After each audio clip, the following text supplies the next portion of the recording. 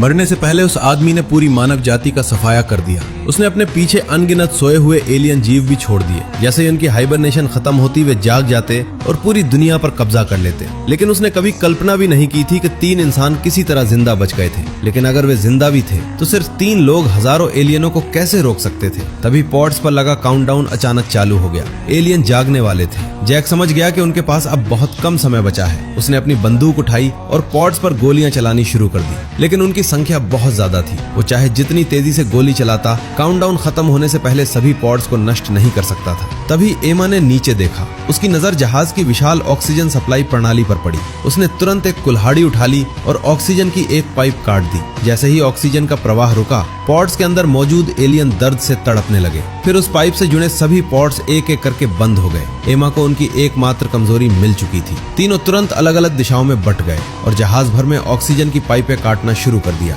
एक के बाद एक पाइप टूटती चली गई और ज्यादा से ज्यादा पॉड्स बंद होते गए। आखिर में सिर्फ आखिरी मुख्य पाइप बची थी। एमा दौड़कर उसके पास पहुंची ताकि उसे भी नष्ट कर सके। लेकिन तभी कुछ गड़बड़ हो गई। उसने अपने साथी से चिल्लाकर कहा कि कुल्हाड़ी उसकी ओर फेंके। गुरुत्वाकर्षण की वजह से कुल्हाड़ी उसकी तरफ आई और एमा ने समय रहते उसे पकड़ लिया। उसने कुल्हाड़ी ऊपर उठाई और आखिरी वार करने ही वाली थी। लेकिन जैसे ही उसने वार करने के लिए कुल्हाड़ी नीचे लाई, वो अचानक रुक गई। उसने मुड़कर अपने पास वाले पॉड की ओर देखा। उसके अंदर सो रहे एलियन बच्चे थे। जैक समझ नहीं पाया कि एमा क्यों रुक गई। उसने अपनी बंदूक उठाई और गोली चलाने ही वाला था, लेकिन उसके साथी ने उसे रोक दिया। उस पल तीनों पूरी तरह शांत हो गए। काउंटडाउन 0 पर पहुंच गया। आखिरी पॉड धीरे धीरे खुल गया। एक एक करके एलियन बच्चे बाहर निकले। वे डर के मारे एक दूसरे से सटकर खड़े हो गए। उनकी आंखों में सिर्फ डर और उलझन थी। 3 हथियारबंद इंसानों के सामने उनके पास लड़ने की कोई ताकत नहीं थी। ये इंसान दुनिया का अंत रोकने के लिए यहाँ आए थे, लेकिन अब उनके सामने डरे हुए मासूम बच्चे खड़े थे।